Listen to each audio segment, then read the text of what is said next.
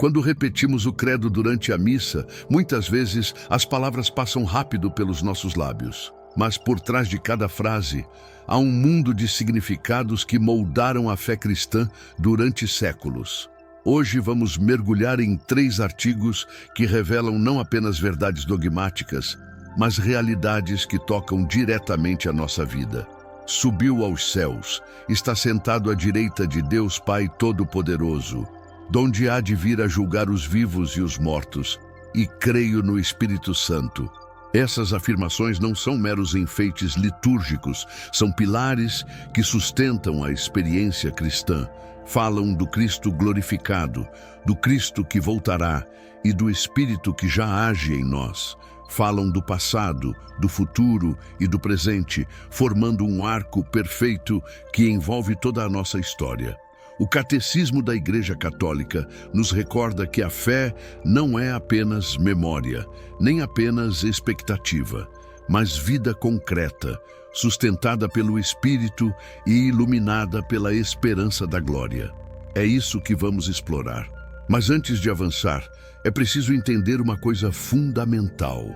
Professar o credo não é apenas repetir palavras antigas, é assumir compromissos. Quando digo que Cristo subiu aos céus, estou dizendo que a minha vida também está chamada a viver com os olhos voltados para o alto. Quando proclamo que Ele virá para julgar, estou afirmando que minha existência tem sentido, que cada escolha importa e que a história caminha para um encontro com a verdade. Quando digo que creio no Espírito Santo, confesso que não estou sozinho, que tenho dentro de mim a força de Deus que me sustenta, consola e guia.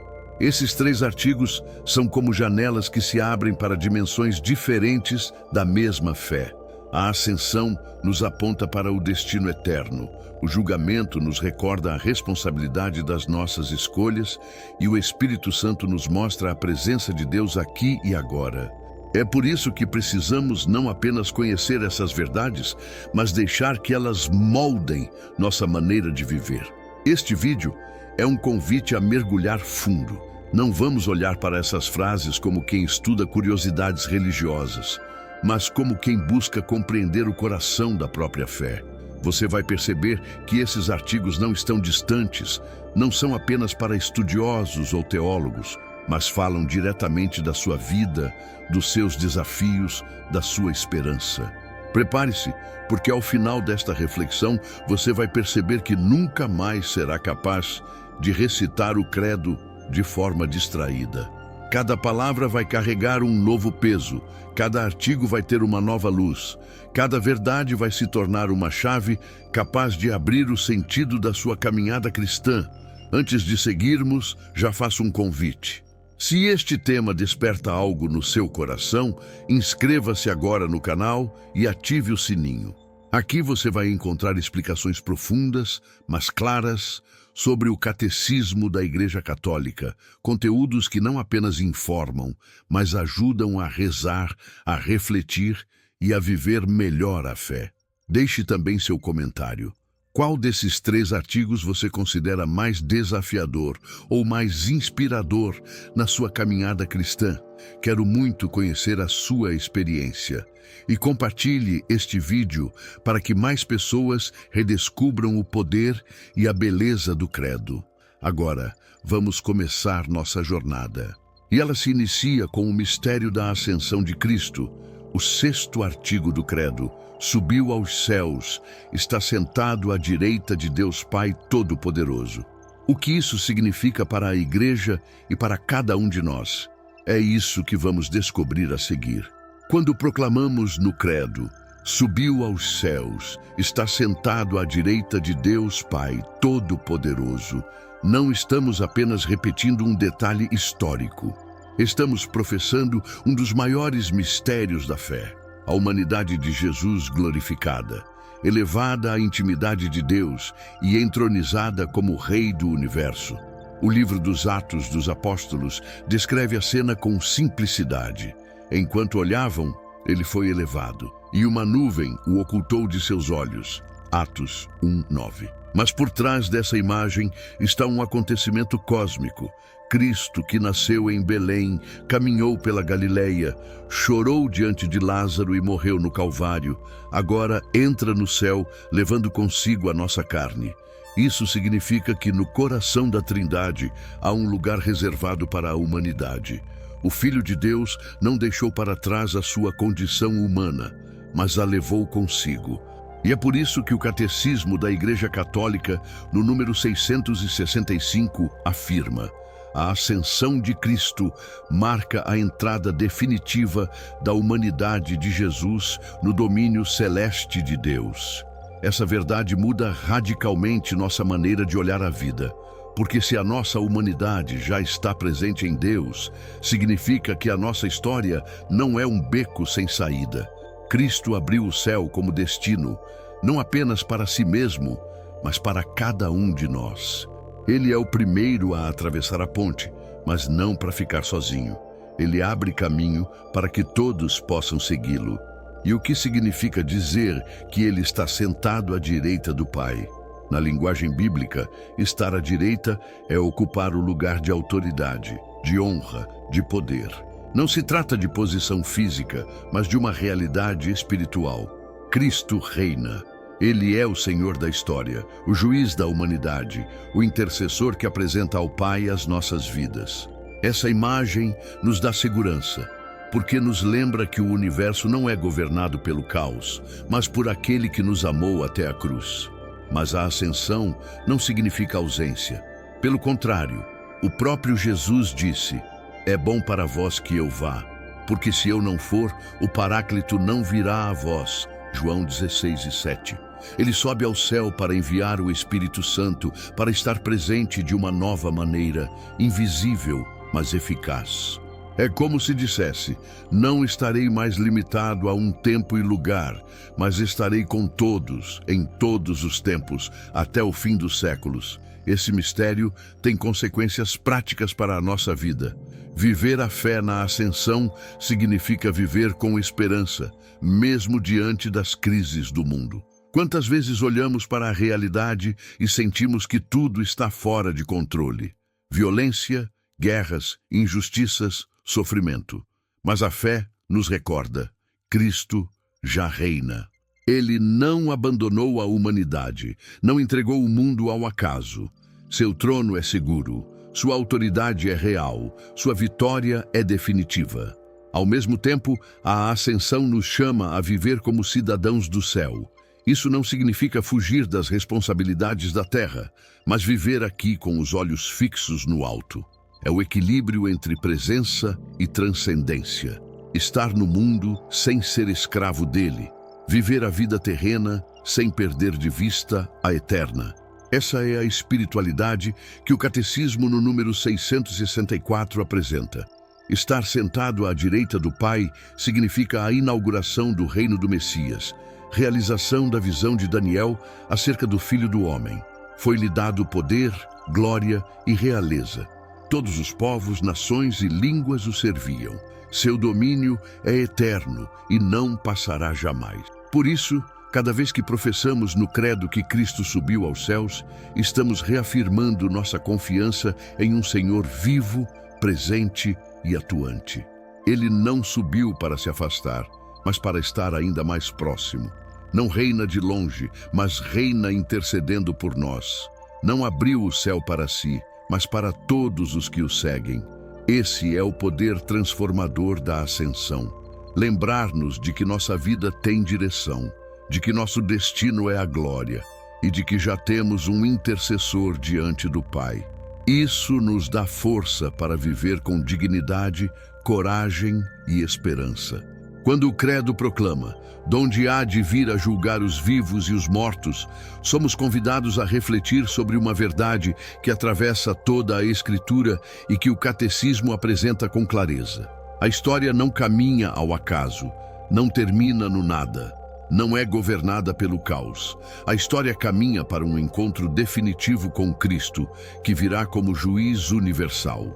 Essa verdade, que muitas vezes é esquecida ou até evitada, é ao mesmo tempo desafiadora e consoladora.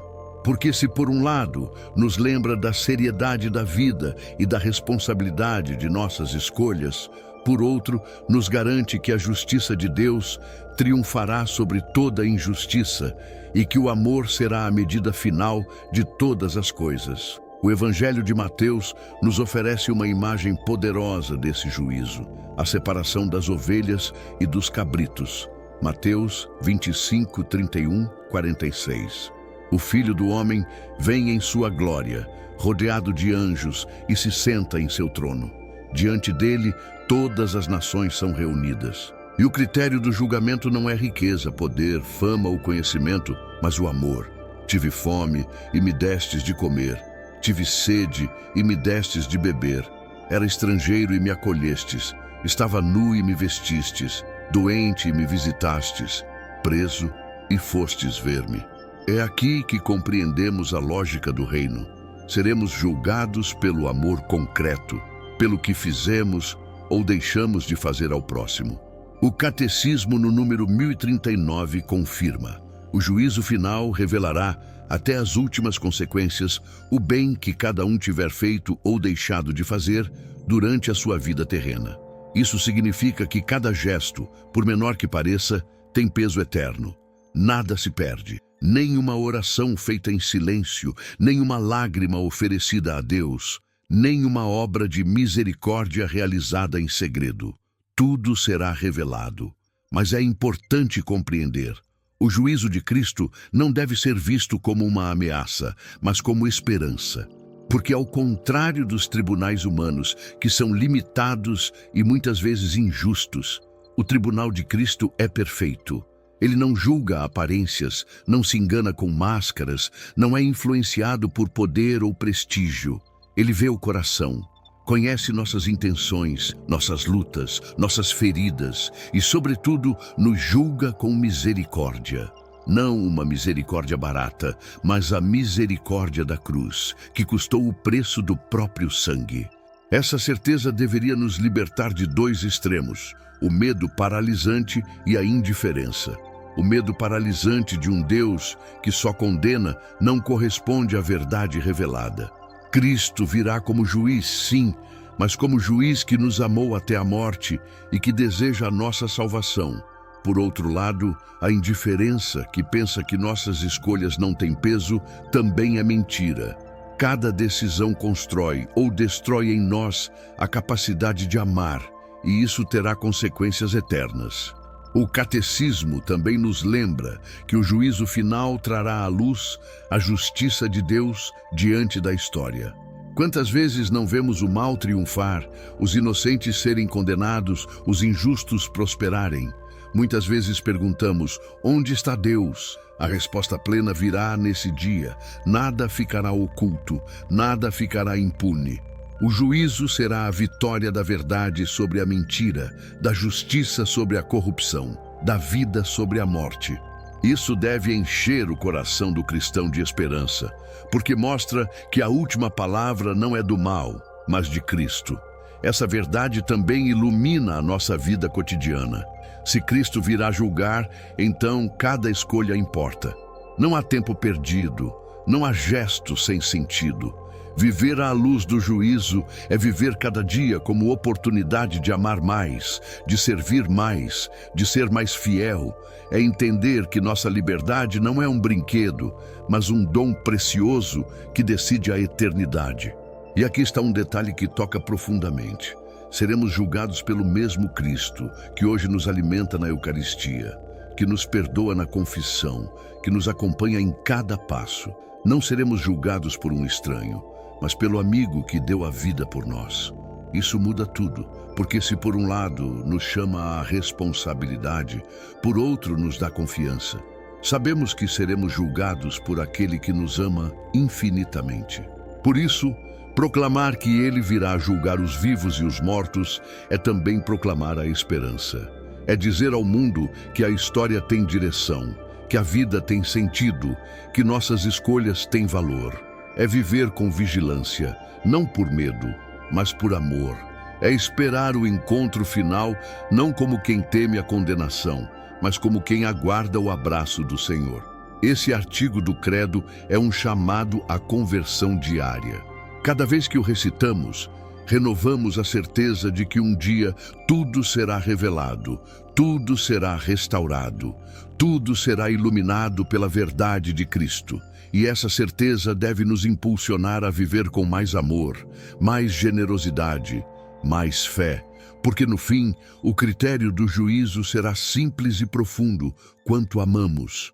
Tópico 3. Creio no Espírito Santo.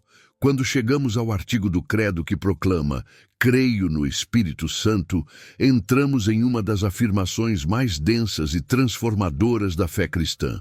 Porque aqui não falamos apenas de um conceito, de uma força abstrata ou de uma energia difusa. Falamos de uma pessoa divina, a terceira pessoa da Santíssima Trindade, consubstancial ao Pai e ao Filho, eterno e vivo, o sopro do amor que circula no coração de Deus e que foi derramado em nós. Muitas vezes o Espírito Santo é o mais esquecido da Trindade. Falamos bastante de Deus Pai, rezamos a Cristo Filho, mas quantas vezes deixamos o Espírito de lado, como se fosse um detalhe menor da fé? O Catecismo da Igreja Católica, no número 683, no entanto, insiste: ninguém pode dizer Jesus é Senhor, a não ser pela ação do Espírito Santo. Isso significa que sem ele não existe fé. O Espírito não é acessório. Ele é o protagonista invisível de toda a vida cristã. O livro dos Atos dos Apóstolos narra o grande momento de Pentecostes, Atos 2, 1 e 4. Os discípulos estavam reunidos, ainda com medo, ainda fechados, quando de repente veio do céu um ruído como de um vento impetuoso que encheu toda a casa. Línguas de fogo pousaram sobre cada um deles e todos ficaram cheios do Espírito Santo. O que aconteceu depois foi revolucionário. Homens antes covardes se tornaram corajosos. Pescadores simples começaram a falar em várias línguas. O Evangelho foi anunciado com força e milhares se converteram. Esse é o poder do Espírito. Ele transforma, ele dá coragem, ele faz novas todas as coisas. E essa mesma força está disponível hoje. Não se trata de algo apenas do passado. O Espírito Santo continua a agir, continua a soprar, continua a incendiar corações. Ele age na igreja, na liturgia, nos sacramentos, na palavra proclamada. Mas também age no íntimo de cada fiel, no silêncio da oração, nos movimentos da consciência, nos dons que distribui a cada batizado. O catecismo nos lembra que é o Espírito quem santifica. É Ele quem nos dá os 7 dons: sabedoria, inteligência, conselho, fortaleza, ciência, piedade e temor de Deus. E é Ele quem faz florescer os frutos: amor, alegria, paz, paciência, bondade, mansidão, fidelidade, domínio de si. Sem o Espírito, a vida cristã se torna esforço humano, pesado e estéril. Com o Espírito, a vida cristã se torna leve, fecunda, luminosa. Professar creio no Espírito Santo é, portanto, professar que não estamos sozinhos. Cristo não nos deixou órfãos. Ele enviou o Consolador, o Advogado, o Mestre interior. Isso significa que em cada decisão, em cada dificuldade, temos dentro de nós a presença divina que nos ilumina, guia e fortalece. Quantas vezes não sentimos em nosso coração uma luz repentina, uma força inesperada, uma paz que o mundo não pode dar? É o Espírito que age, mas essa fé exige abertura. O Espírito não força ninguém. Ele sopra onde quer, mas respeita a liberdade de cada um. É preciso abrir o coração, é preciso escutar sua voz, é preciso deixar-se conduzir. Quantas vezes sufocamos a sua ação com nossas resistências, nossos pecados, nossa falta de atenção? Por isso São Paulo exorta: não apagueis o Espírito. 1 Tessalonicenses 5,19. Crer no Espírito é dar-lhe espaço, permitir que ele seja Senhor da nossa vida, deixar que ele modele nossos pensamentos e ações. Esse artigo do Credo também nos recorda a dignidade que temos. O nosso corpo é templo do Espírito Santo, em Coríntios 6,19. Isso muda completamente a forma de olhar para nós mesmos e para os outros. Não somos apenas matéria, não somos apenas indivíduos, somos morada de Deus. O Espírito habita em nós e por isso somos chamados a viver de maneira santa, respeitando essa presença divina que nos habita. Na história da Igreja, vemos como o Espírito Santo conduziu os santos e mártires. Foi ele quem deu coragem a Estevão para testemunhar até a morte. Foi ele quem inspirou Agostinho na busca da verdade. Foi ele quem sustentou Francisco de Assis na pobreza radical. Foi ele quem fortaleceu João Paulo II diante da tirania e do medo. Sempre que alguém se deixa guiar pelo Espírito, a Igreja se renova, o Evangelho floresce, o mundo é transformado. Por isso, quando recitamos o credo e proclamamos "Creio no Espírito Santo", estamos afirmando muito mais do que acreditamos em uma ideia. Estamos dizendo que confiamos em uma pessoa divina que habita em nós, que conduz a Igreja, que santifica o mundo. Estamos nos comprometendo a viver abertos à sua ação, atentos às suas inspirações, dóceis à sua vontade. Esse artigo completa o arco iniciado na ascensão e no juízo final. Cristo sobe ao céu, abre o caminho. Cristo voltará em glória para julgar. E no intervalo entre esses dois acontecimentos, é o Espírito Santo quem nos guia. Ele é a presença de Deus hoje, aqui, agora. Ele é a ponte que nos mantém unidos a Cristo. Ele é a força que nos prepara para o encontro final. Ele é a garantia de que a Igreja não perecerá. Sem o Espírito, a fé seria apenas memória do passado ou expectativa do futuro. Com o Espírito, a fé é vida presente, é chama viva, é transformação constante. Por isso, proclamar "Creio no Espírito Santo" é renovar a confiança de que nunca estamos abandonados, de que a força de Deus nos sustenta, de que a esperança nunca se apaga. E a pergunta que fica é: você tem dado espaço ao Espírito Santo na sua vida? Você tem ouvido a sua voz? Você tem se deixado guiar por ele? O credo nos chama a renovar esse compromisso, a não viver uma fé apagada, mas uma fé incendiada pela chama divina. Porque só quem vive no Espírito pode dizer de verdade: eu creio. Conclusão impactante: o credo como caminho e compromisso de vida. Depois de percorrer os artigos do credo que proclamam a ascensão de Cristo, a sua volta gloriosa como juiz e a fé no Espírito Santo, percebemos que não estamos apenas diante de palavras antigas, mas de um verdadeiro mapa da salvação. Esses artigos formam um arco perfeito: o Cristo que reina, o Cristo que virá e o Espírito que já age. Passado, presente e futuro se encontram em um só ato de fé. A ascensão nos lembra que não pertencemos apenas à terra. Cristo abriu o céu e levou consigo a nossa humanidade. Isso significa que o nosso destino não é o pó, mas a glória. Esse artigo é um convite permanente a viver com os olhos voltados para o alto, sem nos deixarmos aprisionar pela lógica limitada deste mundo. A vida não é um ciclo fechado, mas um caminho aberto para a eternidade. O artigo sobre o juízo nos recorda que essa caminhada não é neutra. Cada passo importa, cada decisão conta, cada gesto tem peso. A vida tem um sentido porque será revelada diante de Cristo. Essa verdade nos chama à responsabilidade e nos afasta da indiferença.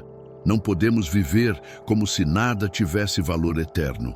Mas, ao mesmo tempo, essa verdade nos consola, porque garante que nenhuma injustiça ficará sem resposta, que todo mal será derrotado, que a última palavra será sempre do amor de Cristo. E a profissão de fé no Espírito Santo nos garante que não fazemos esse caminho sozinhos. O Espírito é o companheiro inseparável, o mestre interior, a força que nos impulsiona.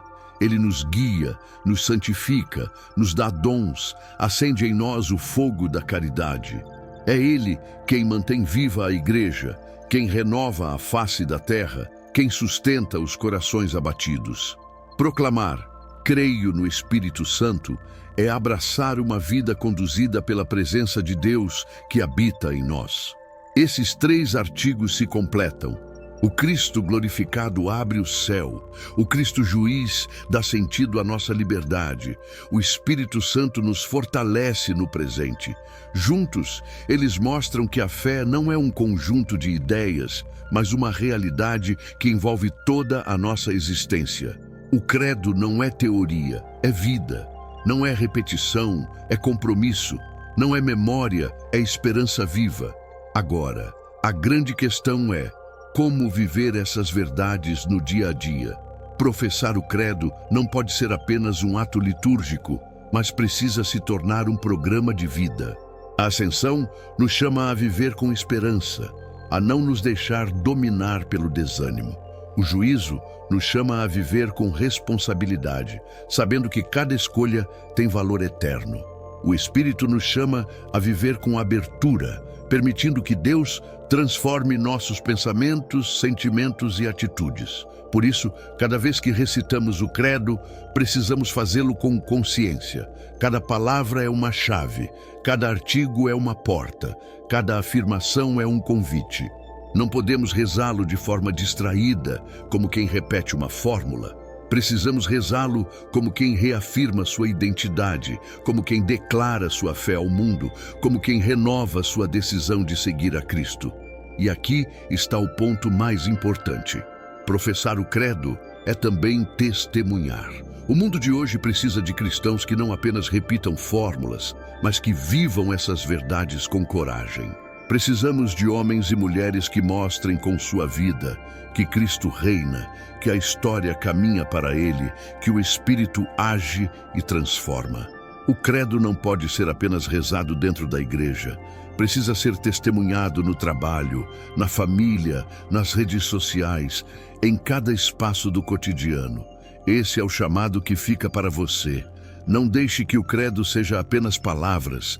Faça dele um espelho da sua vida, um guia para as suas escolhas, uma fonte de esperança diante das dificuldades. Cada vez que disser creio, diga com o coração, diga com a vida, diga com a coragem de quem sabe que a fé não é uma fuga, mas a força que sustenta o mundo. Se este vídeo ajudou você a redescobrir a força do credo, não guarde apenas para si. Inscreva-se no canal para acompanhar as próximas reflexões, ative o sininho para não perder nenhum conteúdo e compartilhe esta mensagem com amigos e familiares. O mundo precisa redescobrir o poder da fé professada. E quero muito ouvir de você. Qual desses 3 artigos mais falou ao seu coração? Deixe nos comentários sua experiência, sua reflexão, seu testemunho. O credo é o coração pulsante da fé católica. Ao final desta reflexão, que possamos todos reafirmar com a igreja de todos os tempos e de todos os lugares: eu creio.